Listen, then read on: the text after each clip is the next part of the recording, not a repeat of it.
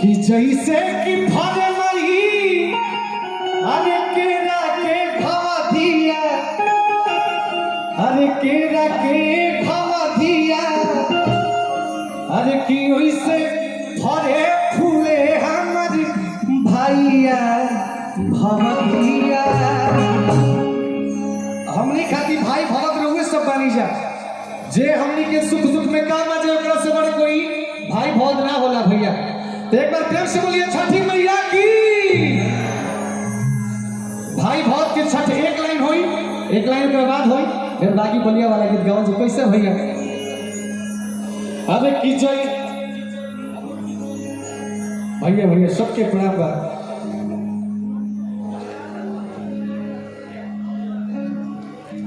अरे की जैसे कि फरे मई अरे केरा के भवा दिया, अरे की केरा के भवा दिया, कि ओइसे फरे फूले हमर गाँवया दिया। कैसे कि जैसे फरे छठी मई केरा के भवा दिया, अरे केरा के भवा दिया,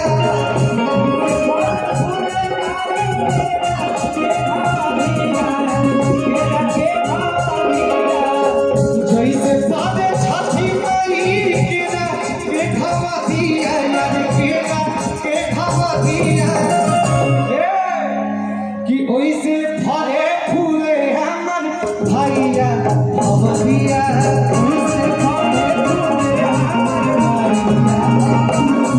कि ओइसे फरे फूले हमर भैया भवतिया। ओइसे फरे फूले हमर भैया।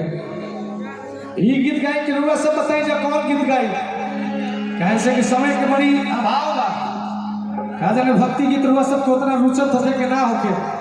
यही बलिया खाती एगो नया गीत गौले रहनी है बागी बलिया रिटर्न के नाम से, कि हाई देही